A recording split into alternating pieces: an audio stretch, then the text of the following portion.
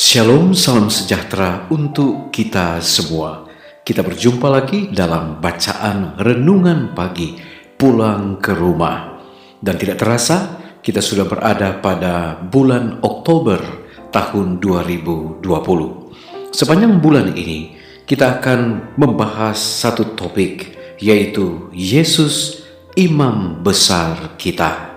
Dan judul pada hari ini, Kamis 1 Oktober 2020 adalah pilar utama umat Advent. Sebelum kita lanjut, mari berdoa.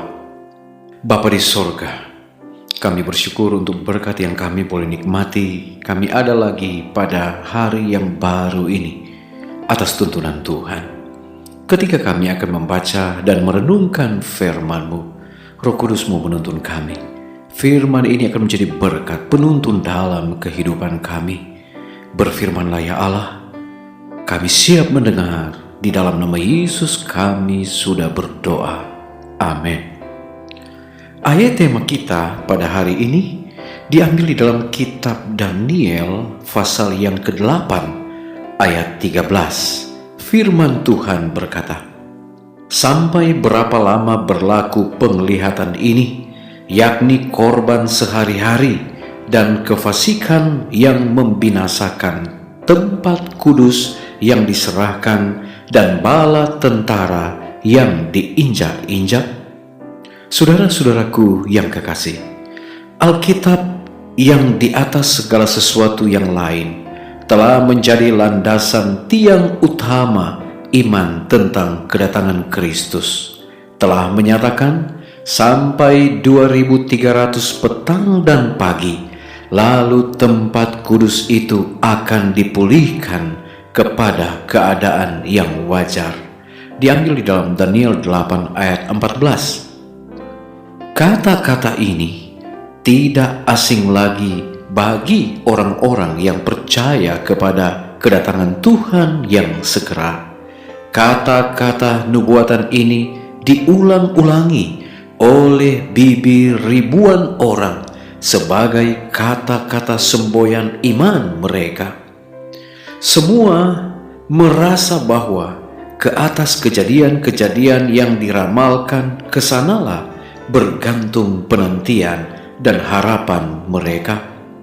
Hari-hari nubuatan itu telah ditunjukkan akan berakhir pada musim gugur tahun 1844.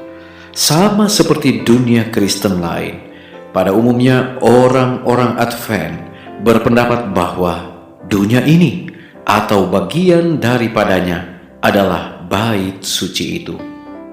Mereka mengerti bahwa pemulihan bait suci adalah penyucian dunia ini oleh api pada hari terakhir yang besar itu, dan bahwa hal ini akan terjadi pada kedatangan kedua kali. Sejak waktu itu, mereka mengambil kesimpulan bahwa Kristus akan kembali ke dunia ini pada tahun 1844. Tetapi, waktu yang ditetapkan telah berlalu dan Tuhan tidak datang kembali. Orang-orang percaya tahu bahwa firman Allah tak bisa salah. Penafsiran mereka akan nubuatan pasti salah. Tetapi di manakah kesalahan itu? Banyak orang yang dengan terburu-buru menyatakan bahwa masa 2300 hari itu tidak berakhir pada tahun 1844. Tidak bisa menampilkan alasan kecuali bahwa Kristus tidak datang pada waktu yang mereka harapkan Ia datang. Mereka memperdebatkan bahwa jika masa-masa nubuatan berakhir pada tahun 1844, Kristus tentu sudah datang untuk memulihkan bait suci oleh penyucian dunia ini dengan api. Dan oleh karena Ia tidak datang, maka hari itu tentu belum berakhir. Tetapi Allah telah menuntun umatnya dalam pergerakan Advent yang besar itu. Kuasanya dan kemuliaannya telah menolong pekerjaan itu dan Ia tidak akan membiarkannya berakhir dalam kegelapan dan kekecewaan untuk dicela sebagai gerakan palsu dan fanatik. Ia tidak akan membiarkan firman-Nya terlibat dalam keraguan-raguan dan ketidakpastian. Saudara-saudaraku yang kekasih, tetapi mereka menemukan dalam Alkitab penjelasan lengkap mengenai tempat kudus, keadaannya, lokasinya, dan upacara-upacaranya. Kesaksian penulis-penulis kudus begitu jelas dan cukup sehingga tidak ada keraguan. Diambil di dalam buku Alfa dan Omega, jilid 8, halaman 428 sampai 430. Mari kita berdoa. Bapa di sorga, kami bersyukur Tuhan untuk waktu yang indah kami boleh kembali mengawali hari ini dengan mendengarkan dan merenungkan firman-Mu. Biarlah firman ini akan menjadi satu landasan bagi kehidupan kami, bahwa Alkitab di atas segala sesuatu yang lain telah menjadi satu tiang utama bagi umat-umat Tuhan, terlebih untuk menggambarkan tentang kedatangan Kristus.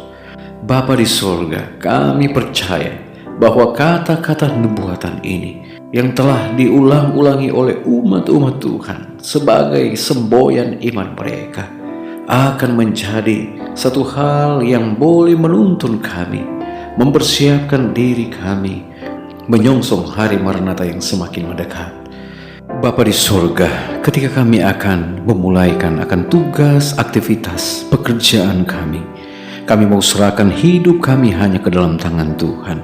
Lindungi kami, hindarkan dari hal-hal yang tidak diinginkan, sakit, penyakit, bahkan maut yang mudah menimpa kami.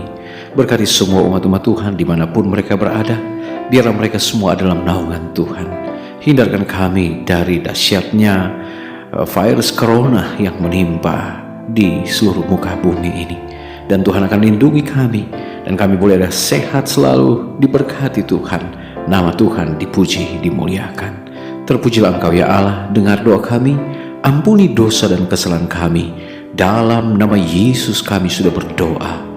Amin. Pertemuan kita pada saat ini telah selesai. Kita akan jumpa lagi pada besok hari. Kiranya Tuhan memberkati kita semua. Shalom.